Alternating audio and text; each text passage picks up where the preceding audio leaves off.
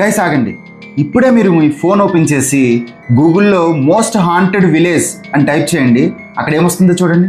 Yes, అది కుల్దారా గ్రామం కాదు. ఒక గ్రామం, 400 ఇళ్ళున్నాయి, వీధులున్నాయి, దేవాలయాలున్నాయి, బావులున్నాయి, కానీ ఒక్క మనిషి కూడా లేడు. 200 సంవత్సరాలుగా అక్కడ ఎవ్వరూ నివసించడం లేదు. రాత్రి అయితే అటువైపుగా వెళ్ళడానికి చాలా మంది భయపడుతూ ఉంటారు. ఎందుకంటే అది రాజస్థాన్ లోని కుల్దారా గ్రామం, ఇండియాస్ మోస్ట్ హాంటెడ్ విలేజ్. భారతదేశంలోనే అత్యంత భయానకం కలిగించే గ్రామంగా ఈ గ్రామానికి పేరుంది. కానీ నిజంగా అక్కడ దెయ్యాలున్నాయా, లేక మనం నమ్ముతున్న కథంతా ఒక కల్పిత గాథ మాత్రమేనా? ఈ రోజు కుల్దారా గ్రామం వెనకాల ఉన్న అసలు చరిత్ర, శాపం, మిస్టరీ, సైన్స్ అన్ని తెలుసుకుందాం. కుల్దారా గ్రామం ఎందుకు ప్రసిద్ధి? రాజస్థాన్ లోని జైసల్మేర్ నగరానికి సుమారు 17 కిలోమీటర్ల దూరంలో ఉన్న థార్ ఎడారిలో ఈ కుల్దారా గ్రామం ఉంది. ఇక్కడ 400కు పైగా ఇల్లున్నాయి. అన్ని శిథిలాలుగా భయానకం కలిగించే విధంగా ఉన్నాయి.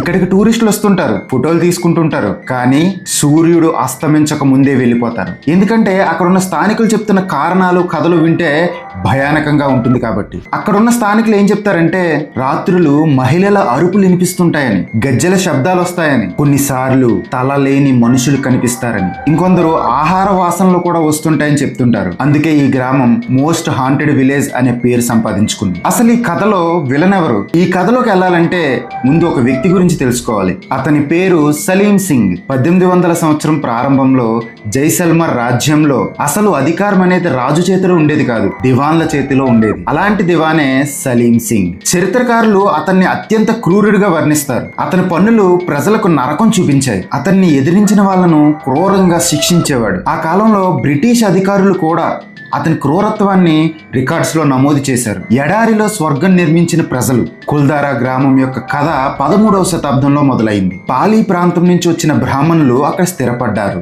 వాళ్ళను పాలీవాల్ బ్రాహ్మణులు అనేవారు. సాధారణంగా ఎడారి అంటే మనకి ఏం గుర్తొస్తుంది? ఇసుక, వేడి, నీటి కొరత. కానీ ఈ పాలీవాలి బ్రాహ్మణులు అసాధ్యాన్ని సుసాధ్యం చేశారు. కాదీన్ సిస్టమ్ అనే అద్భుతమైన వాటర్ హార్వెస్టింగ్ టెక్నాలజీని వీళ్ళు అభివృద్ధి చేశారు. వర్షపు నీటిని సేకరించి భూమిలో నిల్వ చేసి వీళ్ళు ఎడారిలో పంటలు పండించారు. ఒక రకంగా చెప్పాలంటే సహారా ఎడారిలో వరి పండించినట్టు అనమాట. మరి ఇంకేముంది?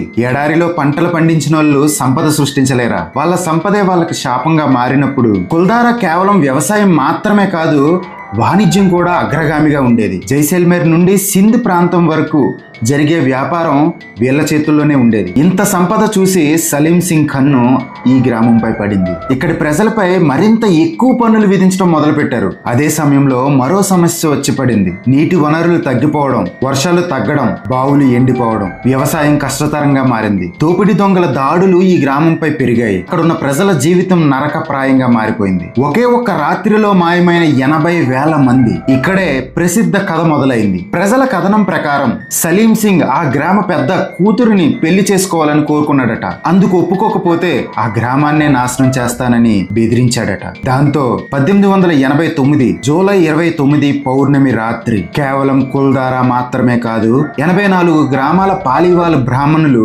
ఒక్కసారిగా గ్రామాలు ఖాళీ చేసి వెళ్లిపోయారట. వెళ్లే ముందు ఈ కుల్దారా గ్రామానికి ఒక శాపం పెట్టారట. అక్కడ ఎవరూ నివసించలేరు అనేదే ఆ శాపం. అప్పటి నుండి గ్రామం శపించబడింది అనే కథ వార్తల్లోకి వచ్చింది. ఇది నిజంగా శాపమా లేక చరిత్ర?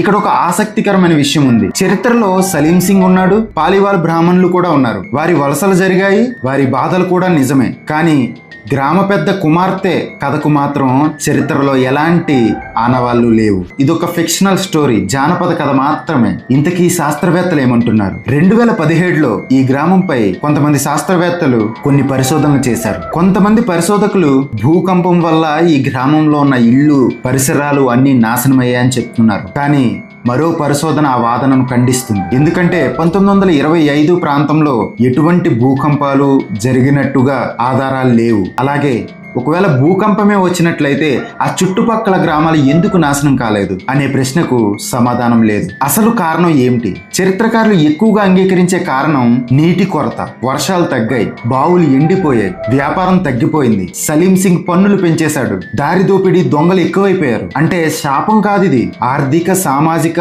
పర్యావరణ కలయిక సంక్షోభం ఇది. అందుకే అక్కడి ప్రజలు క్రమంగా ఆ గ్రామాన్ని వదిలి వెళ్ళిపోయారు. మరి దెయ్యాల కథలు? ఇక్కడే సైకాలజీ రంగప్రవేశం చేసింది. మన మెదడులో కన్ఫర్మేషన్ బయాస్ అనే ఒక లక్షణం ఉంటుంది. ఒక ప్రదేశం దెయ్యాల గ్రామం అని ముందే చెబితే ప్రతి శబ్దం దెయ్యంలా అనిపిస్తుంది, ప్రతి నీడ భూతంలా కనిపిస్తుంది. దీనినే పారాడోలియా అంటారు. అంటే లేనిది కూడా ఉన్నట్టుగా విన్నట్టుగా అనిపించడం. అసలు ట్విస్ట్, చాలా మంది చెప్తున్న మరో సిద్ధాంతం ఏంటంటే కుల్దారా గ్రామంలో పాలీవాల్ బ్రాహ్మణులు బంగారం సంపద దాచి ఉంచారని ప్రచారం ఉంది. దాన్ని వెతకడానికి దొంగలు రాత్రిపూటే వచ్చేవారు. వాళ్ళకెవరూ అడ్డు రాకూడదనే ఉద్దేశంతో దెయ్యాల కథలను వ్యాప్తి చేశారని కూడా అభిప్రాయం ఉంది. ఈ కుల్దారా గ్రామంలో భూతాల కంటే గొప్ప విషయం ఒకటి ఉంది. అది ఎడారిలో ఒక నాగరికతను నిర్మించిన మనుషుల ప్రతిభ, నీటిని బంగారంగా మార్చిన విజ్ఞానం, అన్యాయ పాలన, నీటి కొరత, ఆర్థిక కష్టాలు కలిసి ఒక అద్భుత నాగరికతను ఎలా ఖాళీ చేశాయో